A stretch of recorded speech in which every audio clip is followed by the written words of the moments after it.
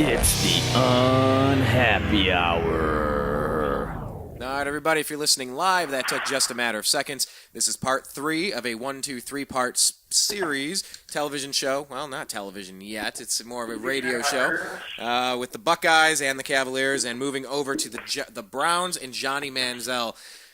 All right, Zach, that Colts loss, 25-24. That one was brutal to watch. The defense definitely gave us every possible opportunity to win the game. It's almost hard to believe that we were not able to win. Talk about the Colts game, how that impacted us. Were you surprised? What does it mean for us moving forward? What did we learn? I mean, it was a really tough loss. I was so angry after that loss, and I was angry during the game because they would have pulled Hoyer. I'm not saying Manziel would have won it, but Brian Hoyer certainly lost it for the Browns. I mean, he was terrible. Terrible. Was Josh Gordon terrible too, though? Gordon was terrible too, but it's no excuse. I mean, Hoyer's throws were low all day. I mean, it was just terrible. They were behind the receivers. They were way overthrown. I mean, it was, and I was sitting there bitching about Hoyer the whole game, and somebody goes like, "Hey, if you don't like the Browns, you can just get out." And I was like, "Shut up!" Shut up. I was like, seriously. I was like, you know what? It's not that I'm a Browns fan. I'm not a Brian Hoyer fan. I'm a Cleveland Browns fan. Whatever they can do to win is how I care. I don't care how they win. I don't care if they would scrape the ground and they would have won 6-3 like they did against Buffalo in 2009 when they were 0-8 or 0-9, whatever they were. No, yeah. You know, I don't care. I just want to win, and that's all I cared about. And Brian Hoyer gave them absolutely no chance to win. It should have been known in the early part of the third quarter that he wasn't going to be the one to do that. You know, Manziel could have provided a spark. I mean, the defense played their tails off, you know, and they deserved that game, and they lost it. It was a big loss. But like I said, you go out here, if you win tomorrow, you got Carolina probably going without Cam Newton. They could conceivably heading in 9-6 into Baltimore, which could be the most important game of the year.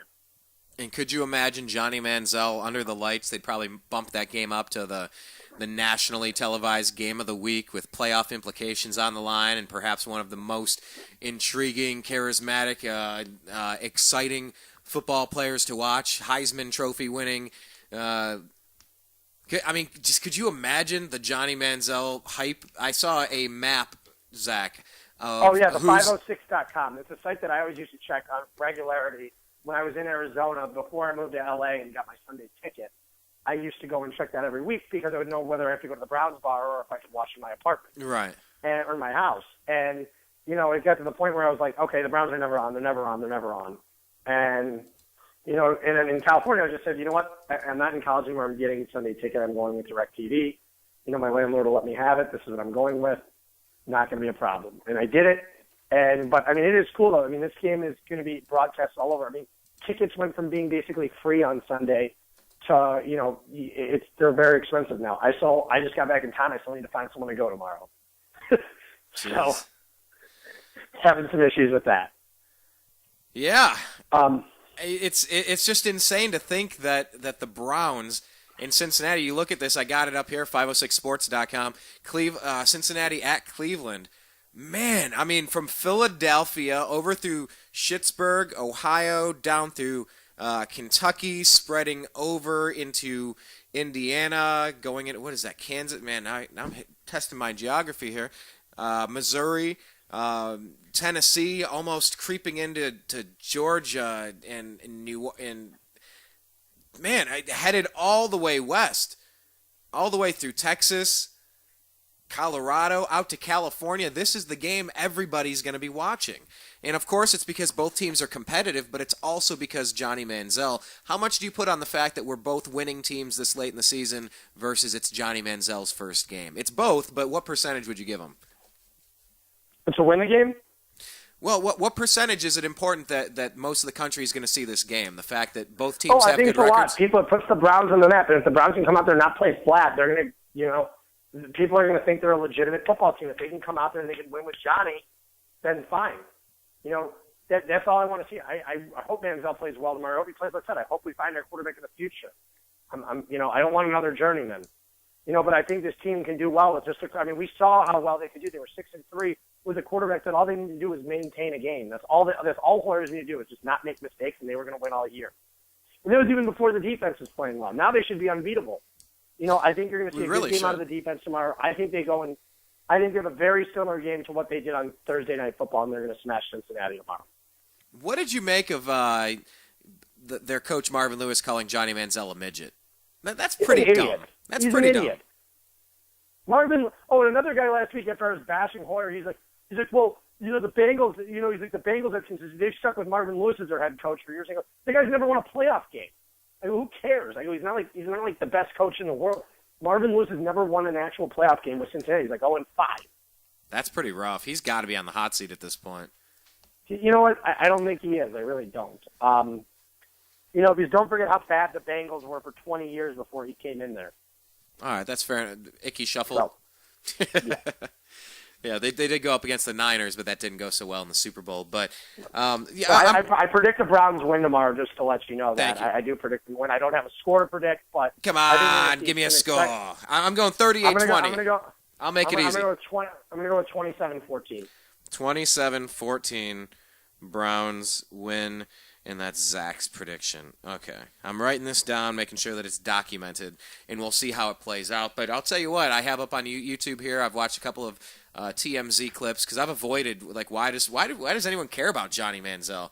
Well, I mean, leaving nightclubs in Hollywood with 2 hot chicks, he's, pool parties. Like, I don't know. I don't get the TMZ angle. I don't care. I think pushing your fingers together, money signs. What? I used to have a lot of fun going clubbing in Hollywood and, living with girls all the time. It was a lot of fun. It was something that happened, pretty frequently. It was not very difficult. If you know the right people in Hollywood, it is a fun time. And let a young man be a young man. I don't have problems with that. He's not electrocuting dogs and drowning living animals. He's not out there shooting up nightclubs. No, he's not a saint like Michael Vick.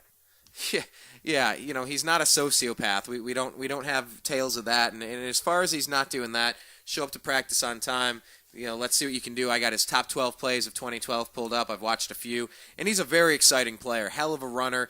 Do you think this was enough time, and we'll probably let you get going after this question, do you think this was enough time for Johnny Manziel to learn the offense? The Browns have been so reluctant to give him the reins of this team. I don't know what's been going on behind the scenes, but you got to feel it's something.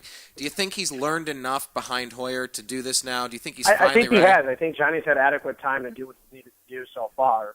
And I think tomorrow he'll be able to get the job done. I mean, if he's not, and he looks bad over the last 3 games, then the Browns are going to have a serious problem. But like I said, I'm hoping for the best, and that's all you can do at this point. I mean, like you said, he's basically he's an enigma at this point. You don't know what he's going to give you. You don't know if he's going to be positive or negative. But from judging what we saw in the Bills game, like I said, it was a little bit of both. You had that touchdown drive, and then you also had that the fumble, which was one of the worst plays I've ever seen. Yeah. And it got reviewed, and then whatever the case may be, there's going to be a learning curve out there. But people always wonder, can a college quarterback transition and become competent in the pros? It's just interesting this season. We're seeing Colt McCoy start for the Washington Redskins. We've seen Brandon Weeden down with the Dallas Cowboys. It's really strange to see Derek Anderson might be playing for the Carolina Panthers. Go figure. Go freaking figure. Yeah, I heard that the Miami Dolphins are going to sign Tim Couch. Oh, Lord. Please tell me you were kidding about that. Seriously? I'm joking. I know. I'm just kidding. Okay, so that's not the case.